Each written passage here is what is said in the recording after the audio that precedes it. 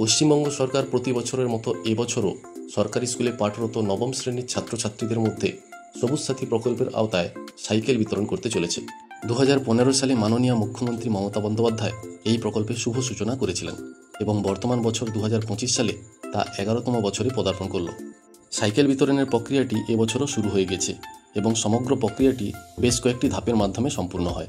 একেবারে প্রাথমিক পর্যায়ে স্কুল লেভেল থেকে নবম শ্রেণীর ছাত্রছাত্রীদের ডেটা ফাইনালাইজ হয়ে চলে আসে এসআই লেভেলে। এসআই লেভেল থেকে স্টুডেন্ট ডেটা কীভাবে ভ্যালিডেশন করবেন এই ভিডিওতে আমরা তা স্টেপ বাই স্টেপ জেনে নেব। এর জন্য প্রথমেই গুগল সার্চ করে সবুজ সাথী পোর্টালটি ওপেন করে নিতে হবে। এখানে ছোট্ট একটি চেঞ্জেস রয়েছে।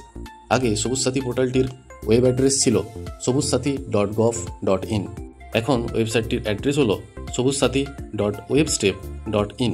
পোর্টালটির হোম পেজ ওপেন হয়ে গেলে লগ ইন অপশানে চলে আসতে হবে। এখান থেকে সার্কেল লেভেল ইউজার সিলেক্ট করতে হবে এবং পাশে থাকা প্লাস বাটনে ট্যাপ করলে সাব ইন্সপেক্টর অফ স্কুল এই অপশানটি ওপেন হবে। সাব ইন্সপেক্টর অফ স্কুল এই অপশানটিতে ট্যাপ করলে লগ ইন ইন্টারফেসটি ওপেন হবে। এখানে প্রতিটি সার্কেলের জন্য নির্ধারিত ইউজার নেম এবং পাসওয়ার্ড পুট করে দিতে হবে এবং সবশেষে ক্যাপচা কোড দিয়ে লগ ইন করে নিতে হবে।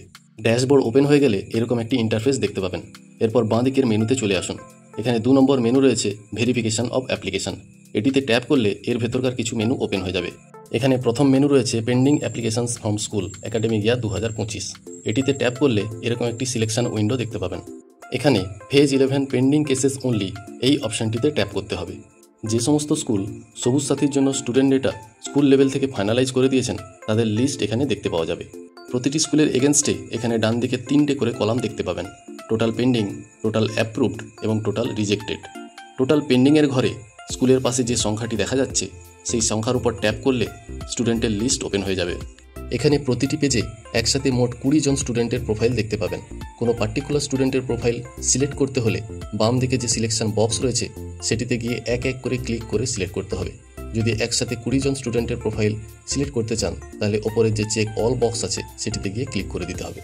স্ক্রল ডাউন করে একটু নিচের দিকে এলে 2টি বাটন দেখতে পাওয়া যাবে: অ্যাপ্রুভ এবং রিজেক্ট। কোনো পার্টিকুলার স্টুডেন্টকে রিজেক্ট করতে হলে তাকে সিলেক্ট করে রিজেক্ট অপশানে ট্যাপ করতে হবে।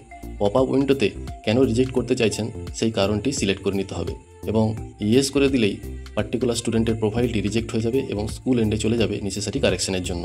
একটি পাতার সমস্ত স্টুডেন্টের প্রোফাইল একসাথে অ্যাপ্রুভ করতে চাইলে অ্যাপ্রুভ বাটনে গিয়ে ট্যাপ করতে হবে এবং পপ আপ উইন্ডোতে গিয়ে ইয়েস অপশানটিতে ট্যাপ করে দিলে একসাথে সমস্ত প্রোফাইল অ্যাপ্রুভ হয়ে যাবে। এইভাবে একটি স্কুলের ক্ষেত্রে যতগুলি পেজ থাকবে সমস্ত পেজে গিয়ে এই একই প্রসিডিওর ফলো করে সমস্ত স্টুডেন্ট প্রোফাইল অ্যাপ্রুভ করে দিতে হবে। একটি সার্কেলের আন্ডারে যতগুলি হাই স্কুল আছে স্কুল ধরে ধরে এইভাবে প্রতিটি স্টুডেন্টের প্রোফাইল অ্যাপ্রুভ করতে হবে এবং circle level student data validation procedure complete করতে হবে। একটি সার্কেলের আন্ডারে সমস্ত স্কুলের স্টুডেন্ট ডেটা অ্যাপ্রুভ হয়ে গেলে এইভাবে পেন্ডিং লিস্টে নো রেকর্ড ফাউন্ড কথাটি দেখতে পাবেন।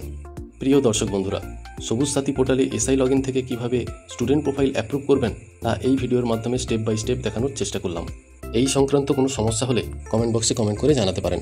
সবুজ সাথী রিলেটেড সমস্ত ধরনের লেটেস্ট আপডেট এবং নেসেসারি ইনফরমেশন পাওয়ার জন্য চ্যানেলটিকে অবশ্যই সাবস্ক্রাইব করে রাখুন।